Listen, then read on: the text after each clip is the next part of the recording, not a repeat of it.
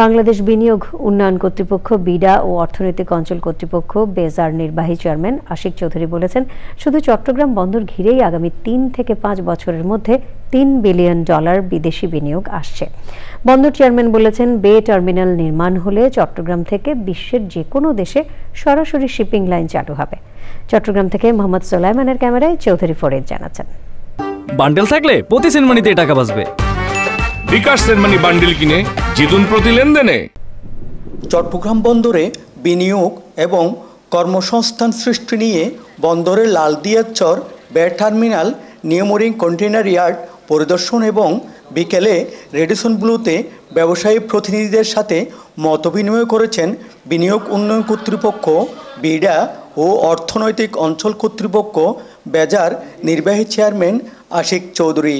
আমার সাথে ওনাদের যে কথা হয়েছে সেখানে প্রাইমারি যেটা ওনাদের অ্যাসেসমেন্ট সেটা হচ্ছে যে এখানে এই পোর্টটা করতে এটা একটা obviously state of the art এবং গ্রিন একটা পোর্ট হবে এবং এই গ্রিন পোর্টটা করতে ওনাদের রাফলি $800 মিলিয়ন মতো লাগবে। এই পুরাটাই এফডিআই হিসাবে বাংলাদেশে আসবে। এখানে কিন্তু সরকার কোনো 1 টাকাও দিচ্ছে না এবং পুরাটাই ওনারা বিদেশ থেকে ফরেন ডিরেক্ট ইনভেস্টমেন্ট হিসেবে আনবে।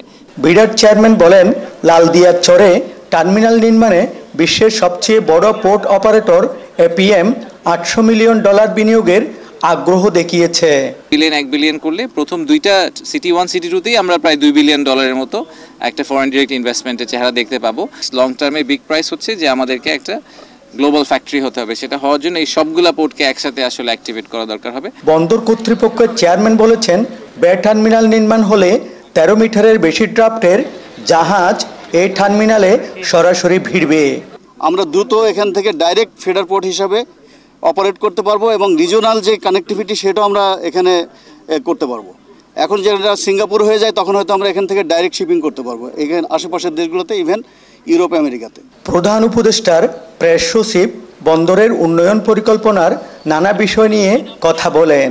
যেখানে আমরা আসলে যারা বিদেশি কোম্পানি যারা আমরা আশা করছি যে ওরা বিলিয়নস অফ ডলার্স ইনভেস্ট করবে, ওইখানে তারা গুডস এনে ওইখানে তৈরি করে সেটা গুডস আবার বিদেশে রপ্তানি হয়ে যাবে। এই সময় প্রধান উপদেষ্টার উপপ্রেস সচিব মোহাম্মদ আবুল কালাম আজাদ মজুমদার সহ ঊর্ধ্বতন কর্মকর্তারা উপস্থিত ছিলেন।